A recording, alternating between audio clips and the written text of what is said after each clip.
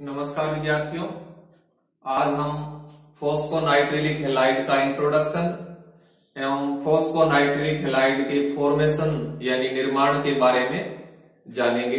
तो सबसे पहले हम फॉस्फोनाइट्रिलिक हैलाइड का इंट्रोडक्शन यानी परिचय जानते हैं।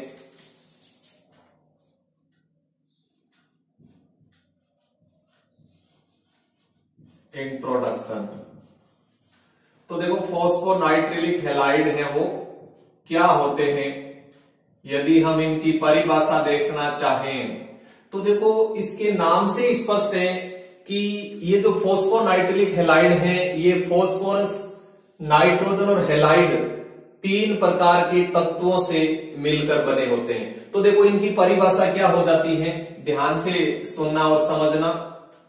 फॉस्फोरस, नाइट्रोजन एवं हैलाइड तत्वों से निर्मित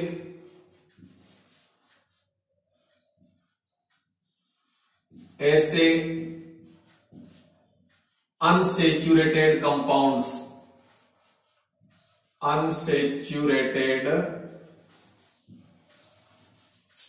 कंपाउंड्स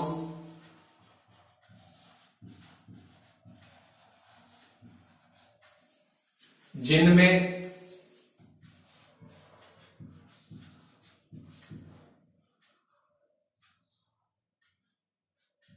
X2PN समूह पाए जाते हैं।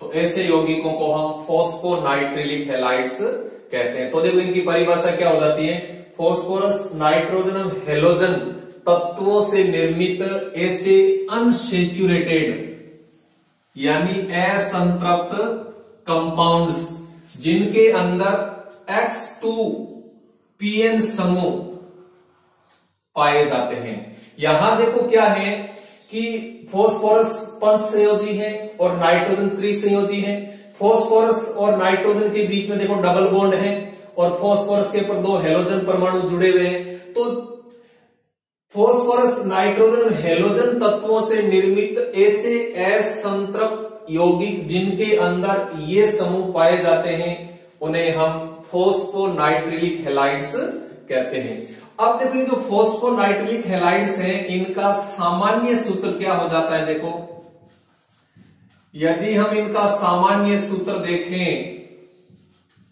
फॉस्फोनाइट्रिलिक हैलाइड्स का, तो देखो इनका सामान्य सूत्र ये होता है, फॉस्फोरस के ऊपर दो हैलोजन परमाणु और फॉस्फोरस और नाइट्रोजन के बीच में डबल बॉन्ड।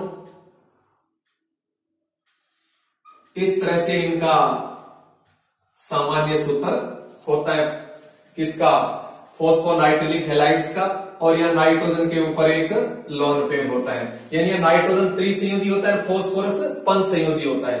अब देखो यहां N की वैल्यू क्या होती है, यहां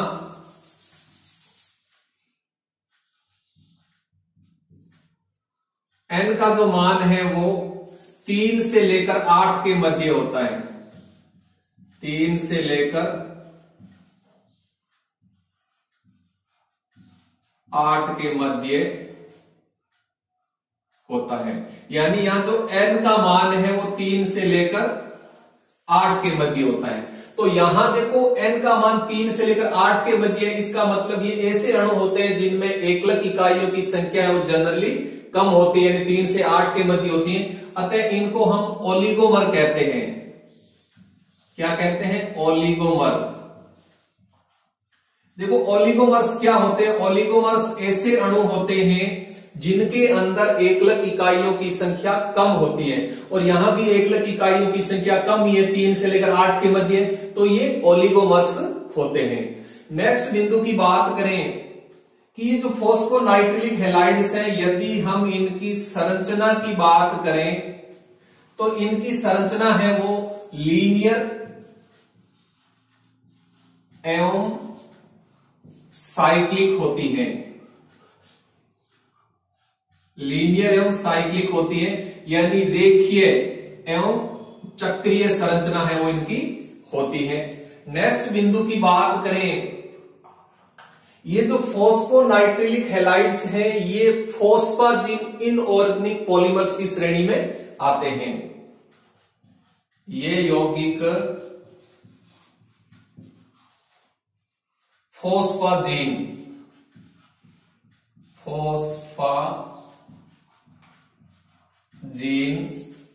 इनऑर्गेनिक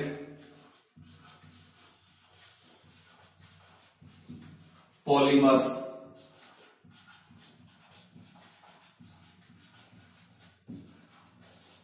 की श्रेणी में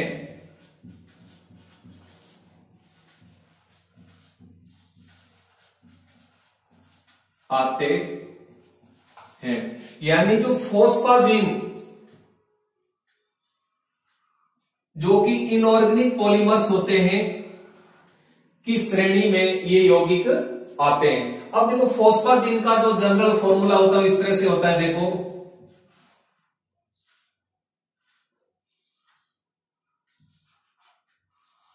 ये फोस्फाजीन का सामान्य फॉर्मूला होता है। देखो फोस्फाजीन क्या होता है, इनऑर्गेनिक पॉलीमर्स होते हैं जिनका जो मुख्य भाग है या जिनकी जो बैकबोन है वो फॉस्फोरस और नाइट्रोजन परमाणुओं से मिलकर बनी होती है, और नाइट्रोजन है वो त्रिसंयोजी होता है और फॉस्फोरस पंचसंयोजी होता है। फॉस्फोरस के ऊपर अन्य परमाणु या समूह जुड़े रहते हैं। तो यदि फॉस्फोरस के ऊपर यहां दोनों जगह हेलोजन परमाणु जुड़े हुए हैं तो ऐसे फोस्फाजीन को हम फोस्फोनाइट्रिलिक हैलाइड्स कह देते हैं। तो मेरे कहने का अर्थ है कि जो फोस्फोनाइट्रिलिक हैलाइड है ये फोस्फाजीन इनऑर्गेनिक पॉलीमर्स की श्रेणी में आते हैं। नेक्स्ट बिंदु की बात करें तो देखो ये जो फोस्फाजीन है इनकी दुर्बल क्षारीय प्रवृत्ति होती है। दुर्बल क्षारीय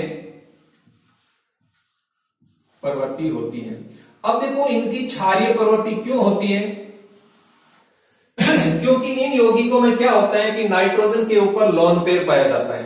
तो नाइट्रोजन पर पाए जाने वाले इस लोन पेयर के कारण ही इनकी क्षारीय प्रवृत्ति होती है।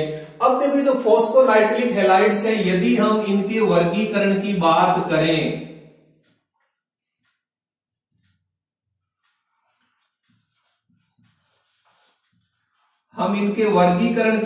करें तो इनका जो वर्गीकरण है वो मुख्यतः दो मापदंडों के आधार पर किया जाता है। एक तो n के मान के आधार पर और एक हेलोजन परमाणुओं की प्रकृति के आधार पर। क्योंकि देखो यहाँ n का मान है वो 3 से लेकर 8 के मध्य होता है। तो देखो जब n का मान 3 होगा तब इनका नाम हो जाता है ट्राइफोस्फोनाइट्रिलिक हैलाइड। जब n का मान 4 होगा तो टेट्रा फोस्फोनाइट्रिलिक हैलाइड्स, और जब n का मान 5 होगा तो पेंटा फोस्फोनाइट्रिलिक हैलाइड्स। जब n का मान 6 होगा तो हेक्सा फोस्फोनाइट्रिलिक हैलाइड्स। जब n का मान 7 होगा तो हेप्टा फोस्फोनाइट्रिलिक हैलाइड्स, और जब n का मान 8 होगा तो ऑक्टा फोस्फोनाइट्रिलिक हैलाइड्स इनका नाम हो जाता है। तो n के मान के आधार पर इनका एक तो वर्गीकरण है वो किया जाता है, यानी n के मान के आधार पर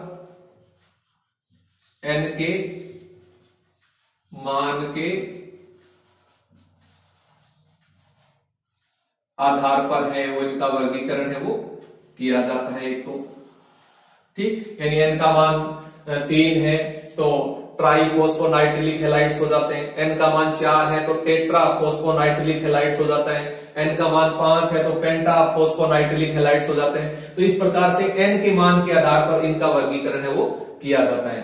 दूसरा जो मापदंड है वो है हेलोजन परमाणु की प्रकृति के आधार पर भी इनका वर्गीकरण है वो किया जाता है, यानी X की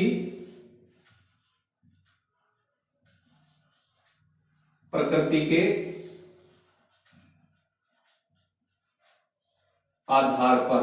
यानी हम जानते हैं कि जो हेलोजन है ये हेलोजन 4 प्रकार के होते हैं, फ्लोराइड, क्लोराइड, ब्रोमाइड और आयोडाइड। तो हेलोजन की प्रकृति के आधार पर या कौन सा हेलोजन है इसके आधार पर भी इनका वर्गीकरण है वो किया जाता है। तो इस आधार पर ये हेलोजन परमाणु की प्रकृति के आधार पर ये 4 प्रकार के संभव होते हैं।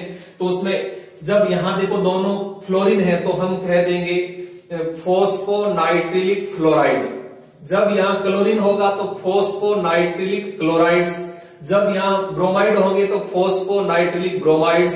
और यदि यहां आयोडाइड है तो फोस्फोनाइट्रिलिक आयोडाइड्स हो जाते हैं। लेकिन यहां एक बात अच्छी तरह से ध्यान रखना, फोस्फोनाइट्रिलिक फ्लोराइड्स, फोस्फोनाइट्रिलिक क्लोराइड्स, फोस्फोनाइट्रिलिक ब्रोमाइड्स तो ज्ञात हैं, लेकिन फोस्फोनाइट्रिलिक आयोडाइड है वो अभी तक अज्ञात हैं। तो इस प्रकार से हम N के मान के आधार पर एवं X की प्रकृति के आधार पर हम फोस्फोनाइट्रिलिक हैलाइड्स का वर्गीकरण है वो कर सकते हैं। इनका जो क्लासिफिकेशन है वो हम कर सकते हैं। तो ये हो गया आपका फोस्फोनाइट्रिलिक हैलाइड्स का इंट्रोडक्शन यानी परिचय।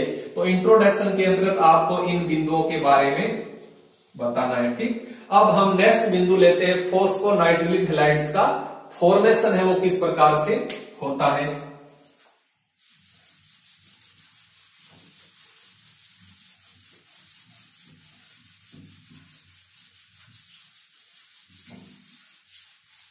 फोस्फोनाइट्रिलिक हैलाइड्स का फॉर्मेशन।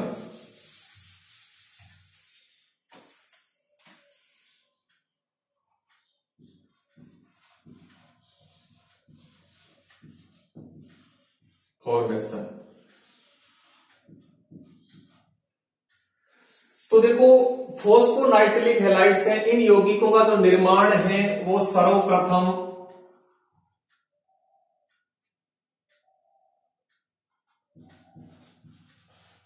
सर्वप्रथम 1834 में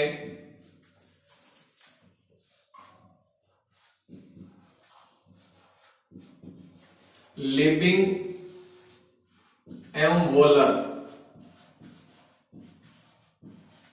यानी इन यौगिकों को सर्वप्रथम 1834 में लिबिंग एवं वोलर ने फॉस्फोरस पेंटाक्लोराइड एवं अमोनिया की अभिक्रिया से बनाया। यानी कहने का अर्थ है ये जो फोस्फोनाइट्रिलिक हैलाइड्स हैं, इन यौगिकों को सर्वप्रथम सन 1834 में लिबिंग एवं वोलर ने फॉस्फोरस पेंटाक्लोराइड एवं अमोनिया की अभिक्रिया से बनाया। तो देखो फॉस्फोरस पेंटाक्लोराइड एवं अमोनिया के मध्य रिएक्शन है वो किस तरह से होती है।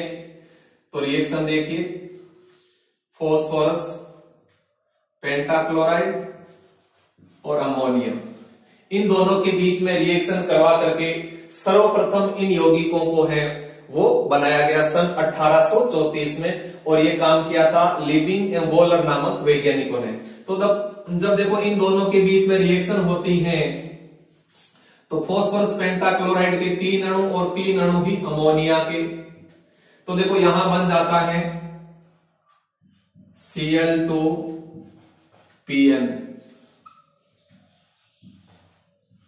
यहां 3 प्लस 9 HCl।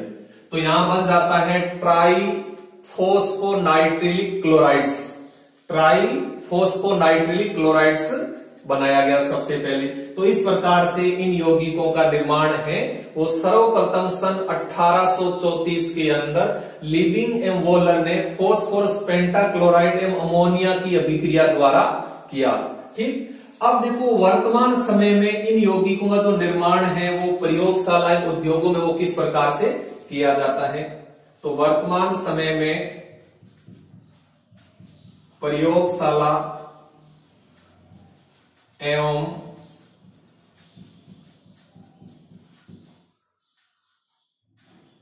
उद्योगों में इन यौगिकों का जो निर्माण है वो फॉस्फोरस हेलाइड, फॉस्फोरस पेंटा हेलाइड एवं अमोनियम हेलाइड की अभिक्रिया द्वारा किया जाता है। यानी वर्तमान समय में प्रयोगशाला उद्योगों के अंदर इन यौगिकों को फॉस्फोरस पेंटा हेलाइड एवं अमोनियम हेलाइड की अभिक्रिया द्वारा किया जाता है। जैसे देखो हम यहां एग्जांपल ले रहे हैं कि फॉस्फोरस पेंटा क्लोराइड की रिएक्शन है वो अमोनियम क्लोराइड के साथ करवा देते हैं। किसके साथ करवा देते हैं? अमोनियम क्लोराइड के साथ में, और इनर्ट सॉल्वेंट की उपस्थिति में, इनर्ट सॉल्वेंट की उपस्थिति में, और यह टेम्परेचर होता है 120 डिग्री सेंटीग्रेड से 150 डिग्री सेंटीग्रेड के बीच में। तो जब इन दोनों के बीच में रिएक्शन होती है तो फॉस्फोरस पेंटाक्लोराइड के N अणु और अमोनियम क्लोराइड के भी N अणु, जब इन दोनों के बीच रिएक्शन होगी तब देखो क्या बन जाता है, Cl2PN। अब यहां आ जाता है N प्लस 4NHCl। इस तरह से ये रिएक्शन है वो होती है फॉस्फोरस पेंटाक्लोराइड और अमोनियम क्लोराइड के बीच में। अब देखो यहां इनर्ट सॉल्वेंट के रूप में किसका उपयोग किया जा सकता है? Inert solvent. तो यह इनर्ट सॉल्वेंट यानी अक्रिय विलायक के रूप में क्लोरोबेंजीन,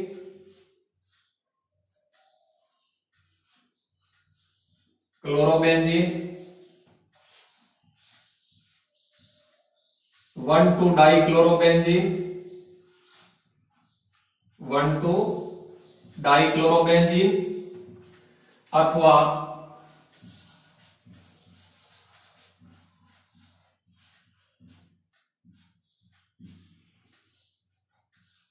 1,1,2,2-टेट्राक्लोरोएथेन, इनमें से किसी का भी उपयोग है वो किया जा सकता है इनर्ट सॉल्वेंट के रूप में। यानी क्लोरोबेंजीन का उपयोग कर सकते हैं, 1,2-डाइक्लोरोबेंजीन का उपयोग कर सकते हैं, 1,1,2,2-टेट्राक्लोरोएथेन का भी इनर्ट सॉल्वेंट के रूप में उपयोग है वो कर सकते हैं। और टेम्परेचर 120 डिग्री सेंटीग्रेड से 150 डिग्री सेंटीग्रेड के मध्य रखा जाता है। और फॉस्फोरस पेंटाहेलाइड की जो रिएक्शन है वो अमोनियम हेलाइड के साथ करवा करके इन यौगिकों को 8% समय में प्रयोगशालाओं में और उद्योगों के अंदर बनाया जाता है। ठीक, अब देखो हम इस रिएक्शन की मैकेनिज्म देखना चाहें तो इसकी वास्तविक मैकेनिज्म तो अभी तक ज्ञात है, यानी इसकी जो मैकेनिज्म दी गई है इस पर अभी भी कुछ संशय बना हुआ है, लेकिन फिर भी हम देखें कि इसकी मैकेनिज्म है वो किस प्रकार से संपन्न होती है, ये हम देखना चाहते हैं। तो वर्तमान समय के अंदर उद्योगों के अंदर और प्रयोगशाला के अंदर जो ये फॉस्फोनाइट्रिक हेलाइड्स बनाए जाते हैं फॉस्फोरस पेंटाहेलाइड और अमोनियम हेलाइड की रिएक्शन के द्वारा, तो इस रिएक्शन की हम मैकेनिज्म देखना चाहते हैं। तो देखो इसकी मैकेनिज्म वो किस तरह से होती है, तो इसकी मैकेनिज्म देखिए।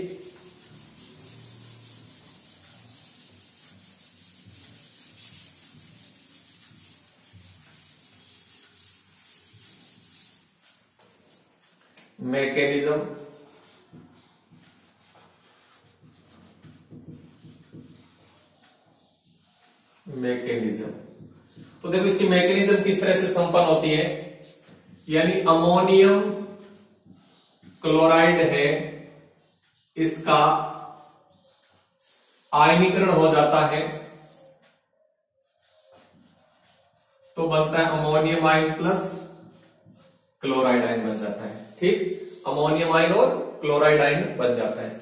इसी प्रकार से देखो फॉस्फोरस पेंटाक्लोराइड के दो अणु आपस में क्रिया करते हैं, फॉस्फोरस पेंटाक्लोराइड, तो इनके बीच में क्लोरीन परमाणु का आदान प्रदान होता है। फॉस्फोरस के एक अणु से क्लोराइड निकल करके दूसरे अणु में जाके जुड़ जाता है, तो उसमें बन जाता है फॉस्फोरस हेक्साक्लोराइड नेगेटिव और एक बन जाता है PCl4 पॉजिटिव। ठीक, सॉरी यहां इसका देखो हो जाता है, तो यहां बन जाता है ammonia plus HCl, ammonia plus HCl, यानी अमोनियम क्लोराइड है वो अमोनिया और HCl से बना होता है, और फास्फोरस पेंटाक्लोराइड के दो अणु क्रिया करके एक ऋणायन और एक धनायन है वो बना लेते हैं। अब देखो आगे क्या रिएक्शन होती है, आगे देखो ये फास्फोरस टेट्रा क्लोराइड जो धनायन है PCl4 पॉजिटिव, इसकी रिएक्शन हो जाती है अमोनिया के साथ में। तब देखो यहां क्या बनता है इनकी रिएक्शन से, तो इनकी रिएक्शन से देखो यहां से एक क्लोरीन पॉजिटिव और यहां से एक H नेगेटिव जुड़ करके HCl बाहर हो जाता है, HCl बाहर हो जाता है, और यहां बन जाता है देखो Cl3p double bond NH2 positive, इस तरह से बन जाता है। क्योंकि यहां से देखो क्या हुआ है, इसके अंदर से एक हाइड्राइड आयन बाहर हो जाता है, तो पीछे NH2 पॉजिटिव है, और यहां से एक Cl पॉजिटिव और यहां से H नेगेटिव HCl बाहर हो जाता है। अब देखो नेक्स्ट रिएक्शन क्या होती है, अब ये क्या करेगा, ये आगे रिएक्शन करेगा इस ऋणायन के साथ में, तो देखो आगे क्या हो जाता है Cl3p double bond NH2 positive, और इसके साथ में ये रिएक्शन कर लेता है PCl6 नेगेटिव। अब देखो जब इन दोनों के बीच में रिएक्शन होगी तब देखो क्या होगा, यहां से एक क्लोरीन क्लोराइड आयन और यहां से एक H पॉजिटिव, ये दोनों आपस में जुड़ करके बना देते हैं HCl। क्या बनाते हैं HCl। अब यहां से जब एक क्लोराइड आयन बाहर निकल गया तो ये बन गया PCl5, और यहां से देखो ये आपका बन गया Cl3p ट्रिपल बॉन्ड NH। ठीक, अब देखो ये इकाई क्या करेगी, ये इकाई पुनः किसके साथ क्रिया करेगी, ये इकाई पुनः आपकी क्रिया करेगी अमोनिया और HCl के साथ में। तो देखो नेक्स्ट क्या हो जाता है Cl3p डबल बॉन्ड NH, इसकी जो रिएक्शन है वो होती है अमोनिया प्लस HCl के साथ में। अब देखो इनके साथ जब रिएक्शन होती है तो देखो यहां से एक H, दो H, यहां से सॉरी यहां देगा PCl5, यहां कौन रिएक्शन करेगा PCl5 की रिएक्शन होगी, तो अमोनिया और PCl5 की इसके साथ रिएक्शन होगी, तब देखो यहां से एक H, दो H यहां से, और यहां से आपके 3 Cl, तो 3 HCl बाहर हो जाएंगे, 3 HCl बाहर हो जाएंगे। अब यहां से देखो क्या बन जाता है, यहां से बन जाता है Cl3p डबल बॉन्ड N, फिर P और इस P के ऊपर 2 Cl, फिर डबल बॉन्ड N और यहां आ जाता है H, तो इस तरह से बन जाता है। फिर इसके साथ आगे रिएक्शन होती रहती है, तो इस प्रकार से ये मैकेनिज्म होती है। लेकिन अभी भी इसमें एकदम ऐसा नहीं है कि ये मैकेनिज्म वास्तव में इसी तरह से होती है, अभी भी इसमें कुछ संशय बना हुआ है, लेकिन इसकी जो मैकेनिज्म है वो इस तरह से दी गई है कि ये जो रिएक्शन है ये इस प्रोसेस से संपन्न होती है, तो ये होगी मैकेनिज्म। अब देखो हम नेक्स्ट कंपाउंड की बात करें तो यहां जो हमने बनाया है फॉस्फोनाइट्रिलिक क्लोराइड, फॉस्फोनाइट्रिलिक क्लोराइड बनाया है, तो फॉस्फोनाइट्रिलिक ब्रोमाइड किस तरह से बनाया जाएगा, तो देखो Cl2PN N की भांति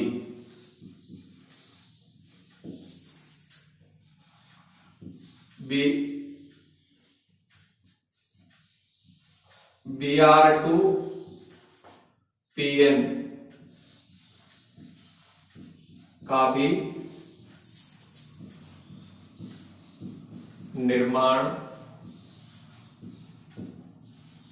किया जाता है। यानी यहां यदि हम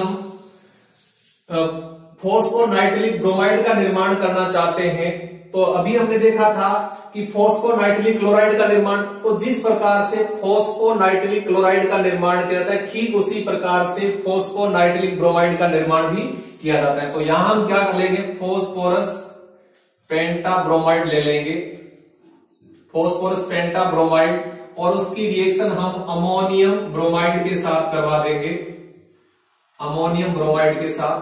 तो इसके N अणु और इसके भी N अणु हो जाएंगे, और जब इनके बीच रिएक्शन होगी तो ये बन जाएगा Br2PN, यहां N और यहां बन जाएगा 4NHBr।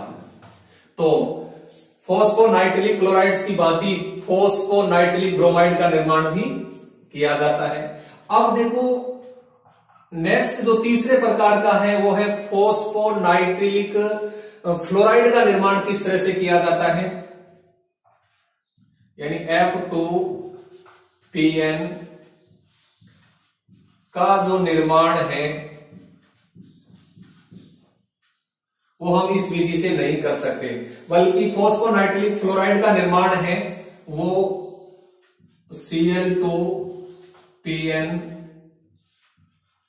के फ्लोरीनीकरण से किया जाता है, फ्लोरीनीकरण